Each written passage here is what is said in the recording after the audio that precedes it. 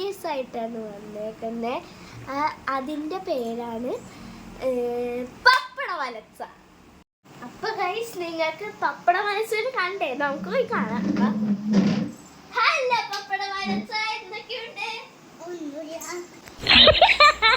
അപ്പൊ ഗൈസ് നമ്മൾ നേരെ പപ്പട അലച്ചതിൻ്റെ അടുത്തേക്ക് പോകും. ഇന്നത്തെ ഇതെന്താണെന്ന് വെച്ചാൽ പപ്പട അലച്ചതിൻ്റെ ഒപ്പം നമ്മൾ പോയി കട്ട്ലേറ്റ് കഴിക്കണം. ഞാൻ പോയി കട്ട്ലേറ്റ് കഴിക്കണം. പക്ഷേ ഒരു കാര്യമുണ്ട്, അവള് തീരുമാനിക്കണം. പപ്പട അലച്ച തീരുമാനിക്കണം അത് തിന്നണോ വേണ്ടേന്ന്. അതാണ് ഒരു കാര്യം. അപ്പൊ ഗൈസ് നമുക്ക് പപ്പട അലച്ചതിൻ്റെ അടുത്ത് ചോദിക്കാം.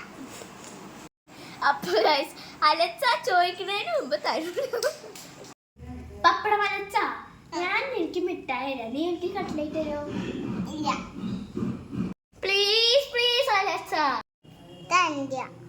അപ്പൊ ഗൈസ് പാലി പപ്പടം നമുക്ക് തന്നില്ല.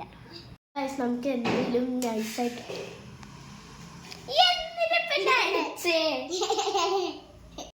പ്ലീസ് ഇതൊന്നും എനിക്ക് തരോ പ്ലീസ്.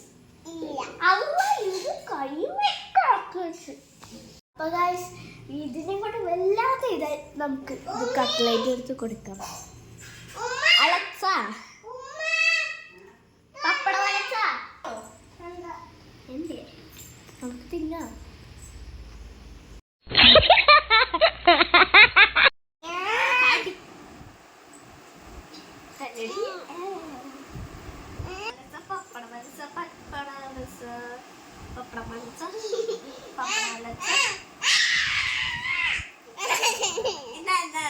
അപ്പം ഗൈസ് നിങ്ങളുടെ വീട്ടിലുണ്ട് ഇതേപോലത്തെ ഒരു കുഴിമന്തികൾ ഉണ്ടെങ്കിൽ കമൻറ്റ് ചെയ്യുക.